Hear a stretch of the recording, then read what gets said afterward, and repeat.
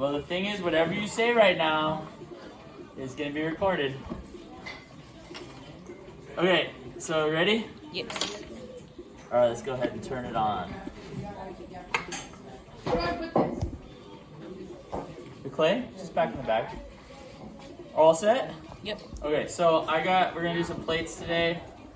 I've got a few different sizes. Ideally with a plate, depending on the size, like I'll probably make it bigger than this, would be like more like a dish, a smaller dish. Because I have to also plan to trim. So, but we'll go ahead, we'll start out with this one. I have simple tools, wire tool, wooden rib, and a needle tool. And I will get, what happened to that throwing stick I had, you guys? Does anybody remember what I did with that? Anyways, I'll use a throwing stick later when I do the big one.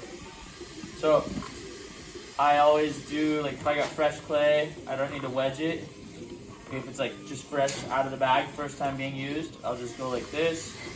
Maybe zoom in a little bit. And from now on, you can probably just like zoom in on what my hands are doing. So anyways, I do like that, and I kind of make this pyramid mountain type shape. I get it like that, put it in the center. I should probably get one of those little microphones like Mr. W's class has, but we're just gonna do it old school. Okay, so now, see this, Angie? This is how I get this stuck on here. I just go around and mash this down before I even start. It's important to make sure that this is good. Also notice that my wheel head is not wet. I don't wanna like put a bunch of water on and then try to do that. It's not gonna work very well for you. Oh yeah, I have a sponge too. And I have my Pit Viper glasses. They're absolutely real. And that's one of the most important parts of it. Having the real Pit Vipers that you didn't buy for cheap from some guy in a red truck. Okay, here we go. On Facebook Marketplace. Alright, so I'm going to press this down. I want to get this so that the clay is pretty much, like it's not like wobbling a lot like this in my hands. It's, notice my hands aren't really moving. I'm going to cone up because I like to cone up. I try to grab all the clay that's on here. I don't really want to waste clay if I don't have to. I'm pushing this up into this cone type shape. Do another one. Usually, depending on the amount of clay, I never want to have like, see how this is thick down here? I don't want to have that thick area up here. So if I do that, as soon as I do that, it's just going to break off. The top always has to be, and the same thing when I'm throwing. So if you're pulling the clay up, I want my mass to be lower than higher. If I've got a mass above, it's gonna just break off, okay? So sometimes I'll just take my hands if I've got like a bunch of slip on them. But when I'm centering, I gotta, so then can you zoom in on this? See like how I'm like kind of tilting the clay? See that? I wanna do that as I push down. It's called the wheel wedge.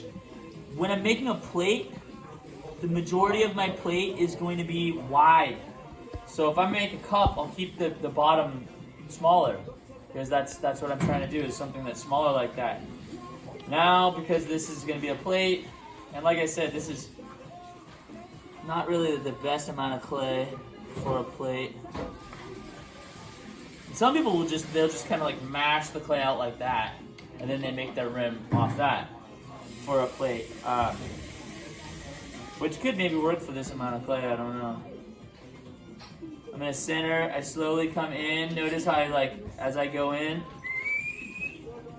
getting that? So I'm getting in here, and then I'm gonna kind of just like get rid of that little mountain of clay. And in its place,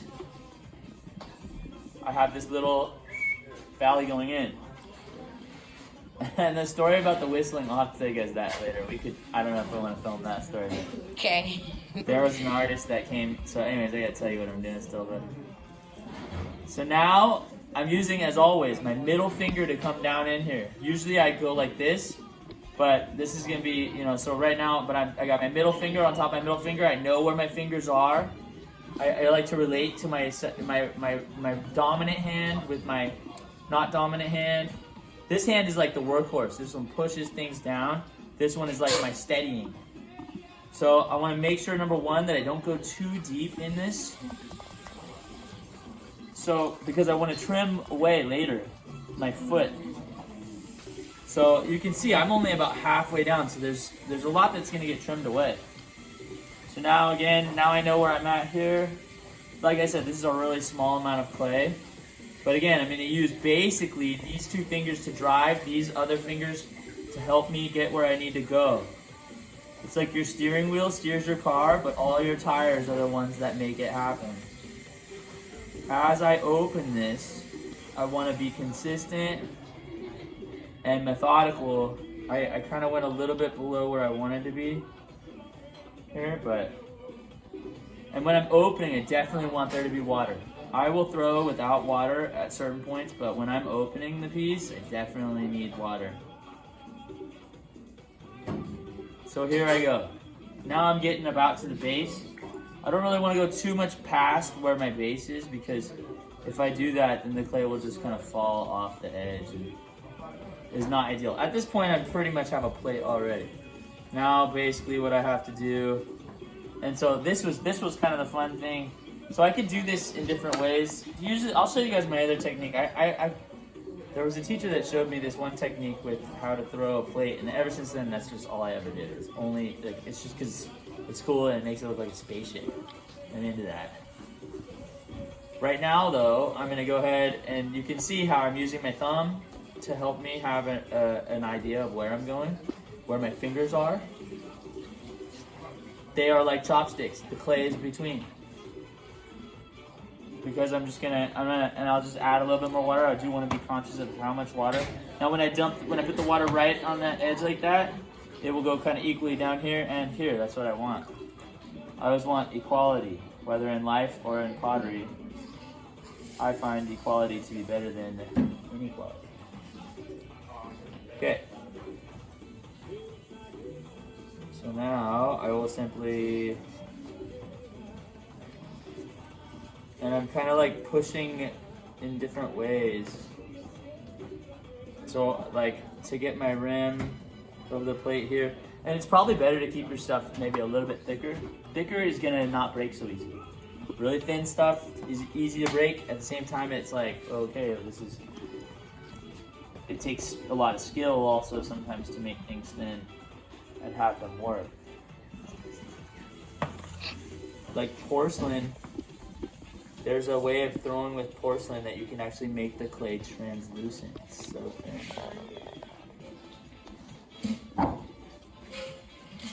If I get a lot of stuff really thin, I want to keep my rim thick. This rim is going to keep everything else, it's going to help everything else throughout the process. Like, if the rim is strong, that will create strength throughout the rest of the piece. This is something that my friend Chuck, that's got that bowl over there, a lot of things, I only took one of his classes, but I've been working with him since I was in your guys' age group. He was in grad school when I met him. That's another story as well, but I met him when I met Peter Volkos, and my life changed from that point. And Chuck is a pretty awesome guy, and he's taught me a lot of cool things, so now I teach those things to you guys. Now, I can also make some, if I want to make some designs or something like that in here, this is kind of a fun thing to do, but you have to be cautious because it will also, it can, food can get caught in it. But like, if I go like that, you know what I'm saying? So now I have this, then this is kind of a wider space, so it's pretty, and food won't get caught in that so easily. But yeah, so now this piece is done. So what I'm gonna do now, I'm just gonna kind of, like, I can't really do very much to this until I take this off the wheel head. Sometimes what I like to do is to,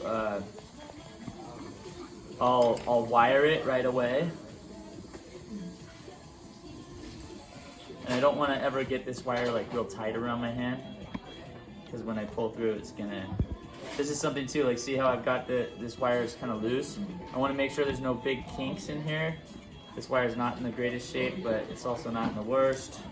I have to be able to get around this piece, and I want to have my thumbs, and it has to be strong. So here we go. I'm gonna go ahead and cut through this piece. That's the moment of truth, if I threw it too deep or not. It looks like I did good. Now I'll let this sit till tomorrow. And then I'll wire it again one more time before, unless it just pops right back up, but most likely it won't. I wire it because too, if I don't wire it, it's gonna dry in different levels. The rim is gonna dry faster than the foot. The foot is like a slug. It's gonna stay right there. So I'm gonna leave this on this bat.